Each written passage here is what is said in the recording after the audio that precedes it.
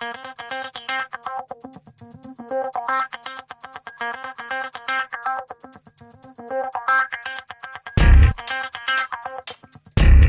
moment du penalty au handball, c'est un moment particulier du fait que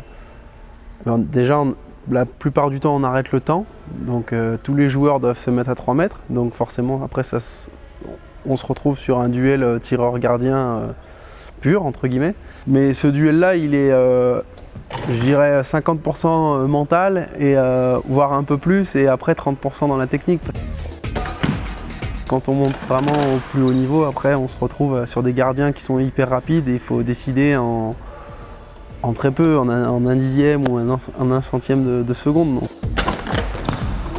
Les qualités pour un bon tireur de penalty, je pense que tout d'abord c'est la concentration. Je me sors du contexte, je recule, je vais en direction du centre, je prends mon temps, je souffle un bon coup, j'essaie de faire baisser le rythme cardiaque pour être le plus lucide possible quand j'arrive face à lui. Parfois on a envie de se faire plaisir et de faire un petit peu un geste sympa, et donc voilà, c'est dans ces moments-là où on a le plus de chances d'en rater,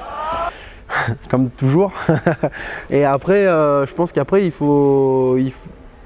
s'entraîner, il n'y a pas de mystère, c'est comme tous les postes et comme toutes les actions de tous les sports, si on ne s'entraîne pas, on n'est pas performant. Forcément, il y a des moments où on est un peu moins bien et on en rate plus que d'autres moments. Après, moi, de rater, ça me dérange pas, parce que je sais que celui d'après, je suis capable d'y retourner et de le marquer. Donc voilà, j'ai pas de souci par rapport à ça, de dire si je n'ai raté un, je vais rater le prochain, parce que voilà, j'ai entre guillemets passé ce stade-là à me dire de toute façon, maintenant, celui qui a raté, il vaut mieux l'oublier que d'y penser. Et voilà, je sais que les qualités pour mettre un but à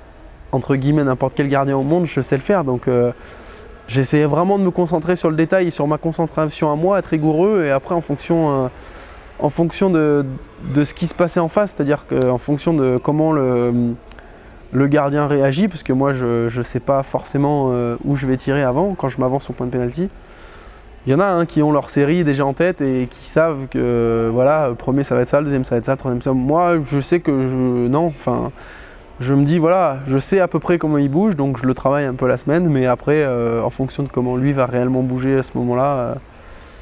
je choisis quoi. Donc quand je tire sans feinte, il faut décider en un dixième de seconde, et quand je tire avec 2 feintes, ça va jusqu'à 2 secondes quoi. Mais en fonction de ce que je vois, comme le gardien, s'il est plus appuyé sur une jambe ou s'il commence à lever une autre, voilà, on sait que s'il y a un gardien qui lève une jambe, il va être faible sur le côté de la jambe d'appui, parce que pour la rebouger c'est plus dur quoi. Voilà, après il y a plein de petites choses, s'il commence à pousser sur une jambe, c'est qu'il ne pourra pas forcément revenir, voilà.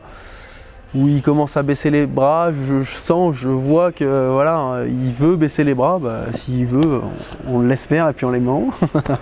Voilà, non, c'est un petit jeu, et puis voilà, puis après en fonction de l'ampleur du score, c'est vrai qu'on a plus de facilité à se lâcher et faire des trucs un peu sympas pour le public qu'on ferait peut-être pas forcément si c'était égalité, bien que des fois sortir un peu penalty un peu spécial dans des moments critiques, c'est vrai que le gardien s'y attend pas forcément non plus. Donc c'est hyper intéressant, c'est pour ça que je m'y suis penché, parce que j'adore ce jeu-là de duel avec le gardien, que ce soit à l'aile ou au penalty. Mais c'est vrai que du coup je me suis spécialisé là-dedans parce que j'étais en réussite, et que du coup j'ai eu envie d'y apprendre et puis de me spécialiser là-dedans quoi.